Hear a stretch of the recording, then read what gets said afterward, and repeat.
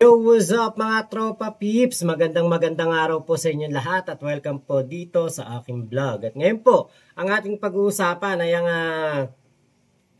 masyadong desperado na yata at halatado naman na pinipilit nitong si Marcoleta na idawit itong si Speaker Martin Romualdez sa mga nangyari na flood control kickbacks. At ito nga po si Marcoleta ay pinresenta itong si Orly Guteza. At itong si Orly Guteza ay naku po nung makita natin, ma-research natin, nagtrabaho pala ito kay Martin Andanar at kay Paildon, which is na talagang mga konektado po ito kay Digong. Ngayon, ito po si Marcoleta, umamin din kung sino ang nagbigay sa kanya nito. Ito po. Making a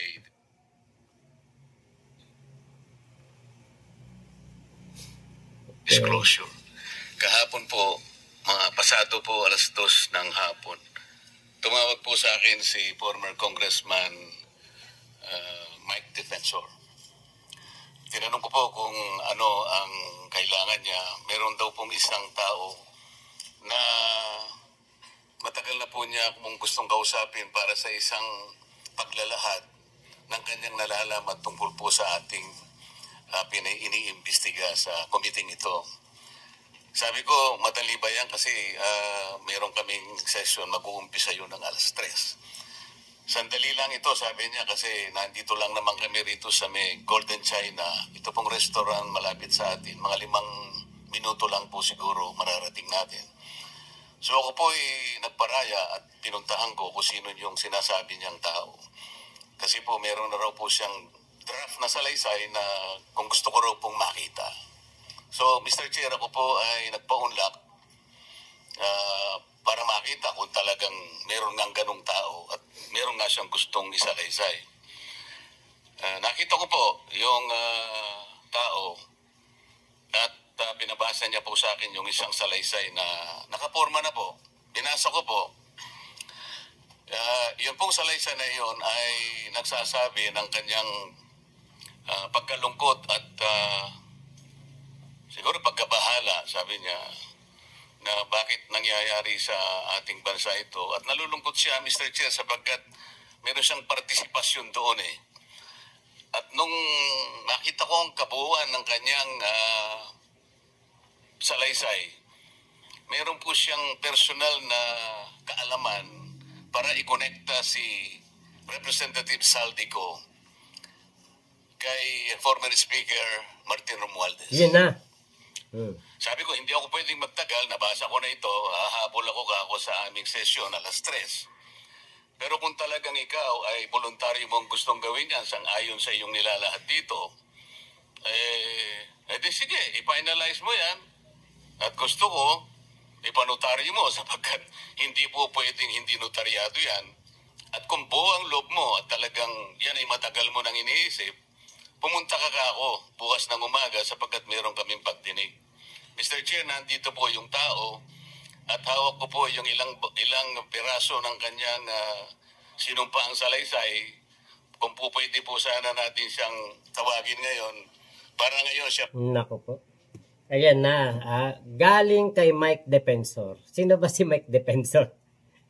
Pro Duterte.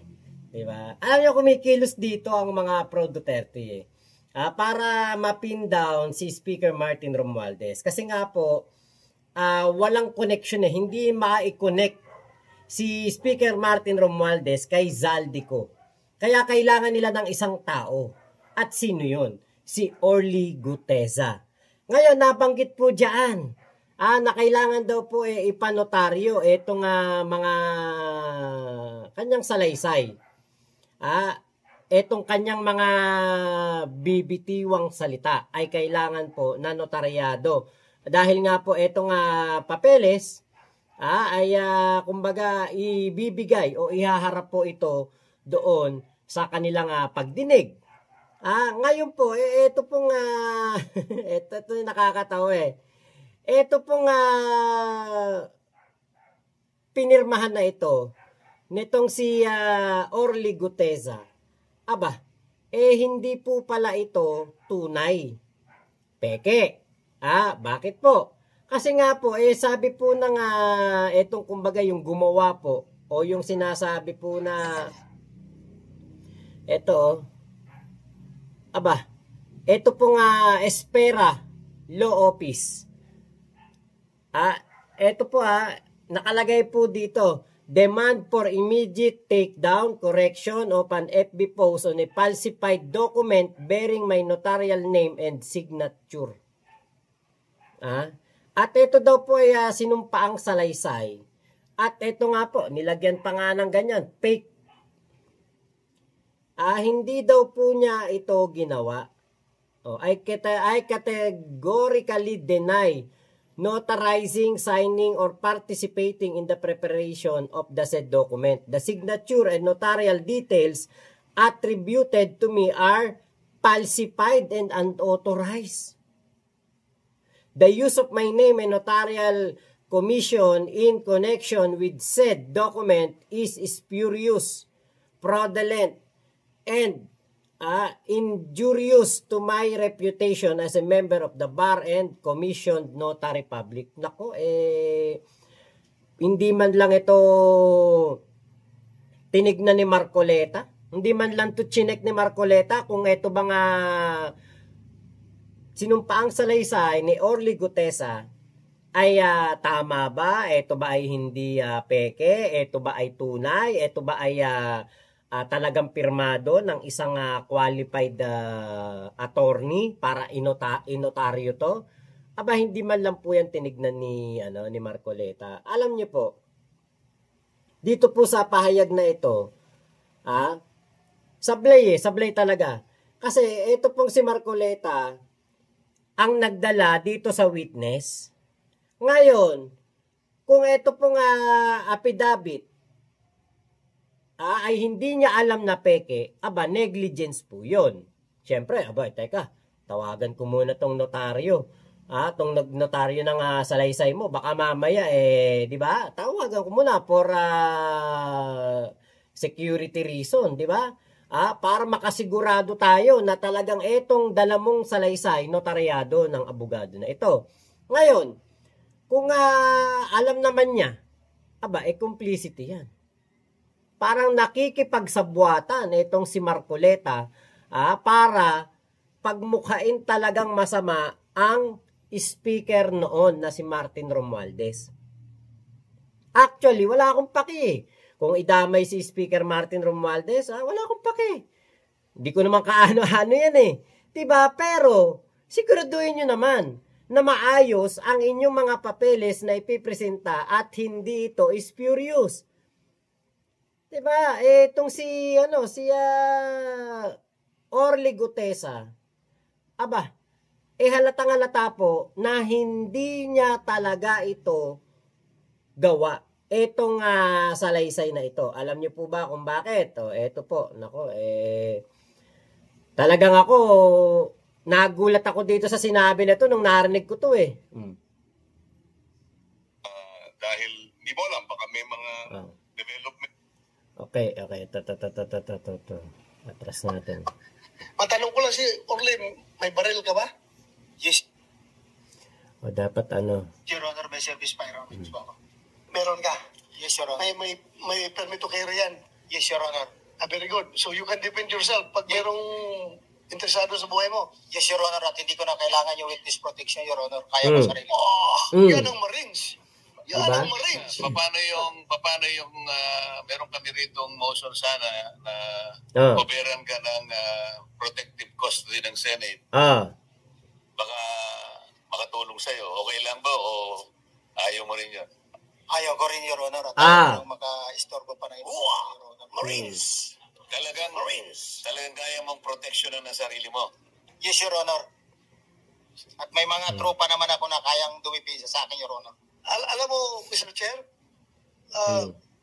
yes, yung branch of... Diba? Kita mo sabi ni Marcoleta, meron kaming motion dito. At alam nyo po ba, ito nakakatuwa dito Nakalagay po dito sa bandang baba na bahagi na yan ng salaysay ni Orly Gutesa. Nakalagay po dito at binasa niya rin to mismo. Sa huli po ako ay nagnanais na mapa sa ilalim sa Witness Protection Program. Dahil alam ko po na manganganib ang buhay ko at ang aking pamilya sa ginawa kong paglalahad na ito. Sinabi mismo yan ni Orly. Ko talaga noon.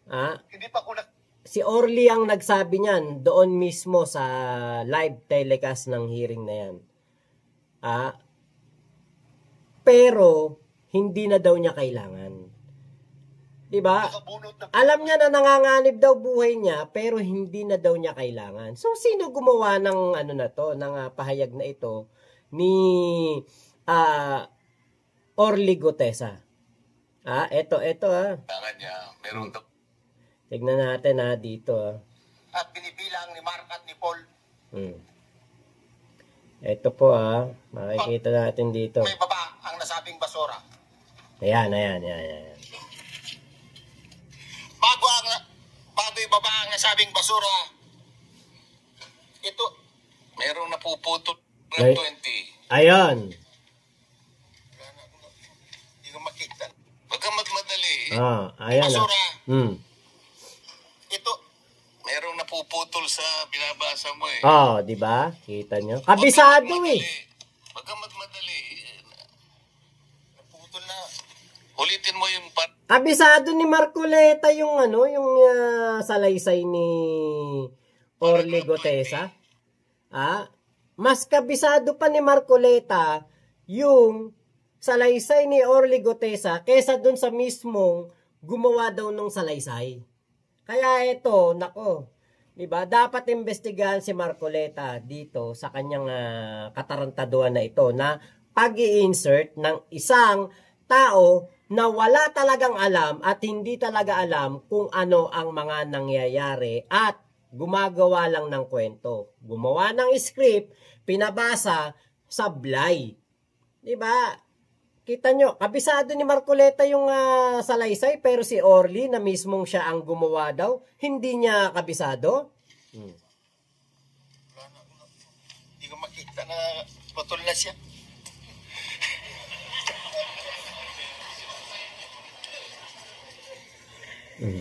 Nilapitan ni Marcoleta. Tinuturo. Wag mong laktawan. 'Di ba?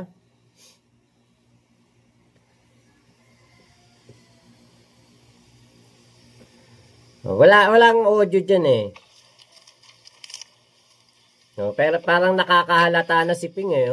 Pagkatapos, mabilang ang sinasakay namin sa mga sakyang patungo sa Horizon Residence Taguig. Pagdating sa Horizon Residence, dumidiretso kami sa basement upang maibaba ang nasabing basura at dalhin sa unit ni Congressman Saldico sa 56th floor sa nasabing lugar kung saan siya nakatira. Bago ibaba ang nasabing basura, ito ay bawas na. Halimbawa, nag-akyat kami ng 46 na malita. Ibababa lamang namin ay 35 malita para i-deliver sa bahay ni House Speaker Martin Romualdez sa 42 McKinley Street, Taguig. Ang labing isang malita ay naiwan sa taas ng 56th floor sa Horizon Residence. Ano ba talaga? Bakit kumulang 3 beses ako mismo ang nag-deliver ng basura sa bahay ni Congressman? Ano ba talaga? Sabi niya, dinideliver niyo kay Speaker Martin. Pero sabi, naiiwanan daw doon sa 56th floor. Diba? Diyan, may mga butas eh. Ang pahayag nito eh. Kaldi ko sa Horizon Resident at sa mga bahay ni Speaker Romualdez sa 42 Mackenzie Street, Taguig. Mas maraming pagkakataon na nagdi-deliver kami ng basura sa bahay ni Speaker Romualdez at sa bahay ni Congressman Saldico dahil iba-iba kaming mga nakadetailed na close-in, backup at advance party na nagkakaroon ng rotation. Sa huli, ako po ay nagnanais na mapasa ilalim sa Witness Protection Program dahil alam ko po, nanganganib ang buhay ko. Natawa siya. Sa ginawa kong paglalahad na ito. Sa katotohanan ng lahat ay nilagdan ko ang salaysay na ito. Natatawa siya, di ba? Nanganganib daw buhay niya. Tapos, biglang sabi niya, hindi niya na kailangan ng Witness Protection Program. Diba? Ito na nga yun, yung mga, kumbaga, sablay na pagpapa-connect nitong si Marcoleta kay Speaker Martin, dating speaker. Alatang-alata eh. Di ba po? Masyadong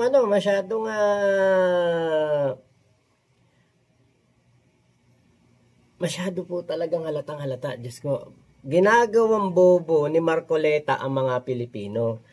Yung ganyang script, mahirap pong paniwalaan.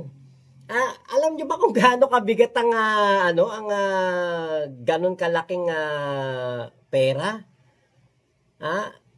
Gaano kabigat na ba? Tonelada po bigat niyan. Di ba napakadali lang banggitin na yan, nagdala kami pera kay Speaker Martin. Pero kung atin pong susumahin, yung ganon karaming pera, hindi po basta-basta yan na talaga de-deliver. Kailangan mo ng maraming sasakyan, maraming maleta, maraming tao na magbubuhat niyan. Hindi po yan parang traveling bag lang na isang piraso na dadalin mo sa bahay. Kaya po ito kumbaga napaka imposible. Physically imposible po. Ito po the weight of 2.2 billion pesos. Computation of figures. 2.2 billion in 1,000 bills. Total amount 48 million times 46 suitcase. Equals 2.2 billion. 2 billion 208 million. Okay. Diyan po, number of bills, 2.200 million, yung 2.28 million, 2.2 billion, ayan. Divide by 1,000 bill. Yan po ay mayroong piraso na 2.2 million din, na 1,000 bill. Ngayon, ang weight po ng bills, each bill is 1 grams. 1 gram. So, 2.2 million times 1 gram equals 2.2. 2.2 million grams. So, ito po ay nagkakaroon ng bigat na 2.2 tons. 2 tonelada. Ang weight po ng suitcase, pagpalagay mo na lang 5 kg, 230 kg po ang 46 na suitcase. Ngayon, ang total weight to transport po ay 2,438 kg or 2.44 tons. Number of vans na kailangan po nito. Kung talagang pagkakasyahin lang po ito, ay nagkakaroon po ng kailangan mo ng 3 sasakyan, 3 van. Siguro yung mga malalaki, mga Grandia na malalaki, ay mga deluxe. Yung mga malalaking van ng Toyota. Number ng people na kailangan pong magbuhat nito. 1 suitcase per person. 46 po na katao. 2 suitcase per person, 23 people po ang kailangan para mai-transfer itong 46 na suitcase. Ngayon po, eto bang si Orly ay meron pong mga katibayan? Wala. Meron po ba siyang pinakita man lang litrato ng mga maleta na merong nakalagay daw na 48? Wala. Meron ba siyang kahit man lang CCTV footage na pinapakita niya na pumunta silang McKinley o meron silang pinuntahan doon sa Valle Verde ba, sa may Forbes Park, may mga ganyan ba silang pinakita? Etong si Orly Gutesa, wala. So, eto po, ibig sabihin po nito, lahat po ito ay kasinungalingan. Lahat po ito ay talagang invento lamang. Kasi walang supporting na ebidensya. Tapos ngayon, yung notaryo nag-post, spurious daw yan, fraudulent. Hindi daw totoo na siya ang nagnotaryo niyang kay Orly Gutesa. Tapos, ito po nga si Orly, mali-mali ang kanyang mga pagbasa. Kapag ikaw gumawa ka ng sinumpaan mong salaysay, kahit hindi mo nabasahin yan alam mo ang nilalaman yan. Pero bakit ang nakakaalam pa na may nalaktawan siya ay yung nagpresenta sa kanya na si Rodante Marcoleta. At tandaan po natin, Mike Defensor ang nagpresenta kay Marcoleta. Etong si Orly Gutesa nagtrabaho kay Martin Andanar. Etong si Orly Gutesa nagtrabaho kay Paldon. Dating Custom Secretary, Bureau of Custom at Bilibid kung daw nagkakamali o BJMP. So, lahat po yan identified as Duterte supporter or Duterte ally. Kaya itong si Orly Gutesa, dapat po dito ipakulong sa Senado. Perjury at contempt na rin dahil nga po sa pagsisinungaling or paggawa ng kwento. 'Di ba? Kung sinasabi nitong si Marcoleta na si Sec Boying ay pwede daw pong madisbar dahil binabago ang batas. Etong si Marcoleta, dapat din po madisbar to. Naturingan kang abogado, magdadala ka ng witness na hindi alam ang kanyang mga pinagsasasabi. Magdadala ka ng witness na palsipikado ang kanyang mga papeles. Diba? Hindi nyo mabobobo ang mga Pilipino. Mga DDS, mabobobo ninyo. Maniniwala sa katarantaduan ninyo. Pero kaming mga Pilipino, na kahit mahirap, kumakain po ng 3 beses ang araw. Malabo nyo po kaming mauto. Malabo nyo po kaming magago. Kaya, better luck next time. Try harder, Marcoleta, dahil di mo kami mauuto.